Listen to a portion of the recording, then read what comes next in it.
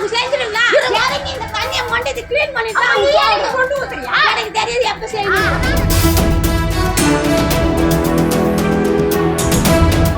ஏதாவது பிரச்சனை இது இதை பத்தி வெளியே வந்தது கண்டிப்பா வருவாரு மாதிரி.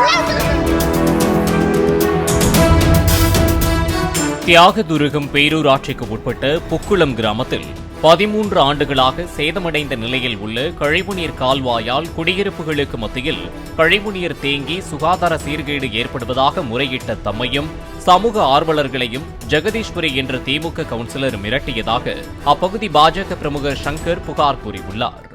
என்ன கேட்காது எங்களுக்கு தெரியாதே. இப்ப அவங்க செஞ்சிருங்களா? இறங்கி இந்த தண்ணியை மொண்டு க்ளீன் பண்ணிட்டு நீ யாருக்கு கொண்டு ஊத்துறியா? எனக்கு தெரியாது எப்ப செய்யணும். நான் கேக்குறேன்.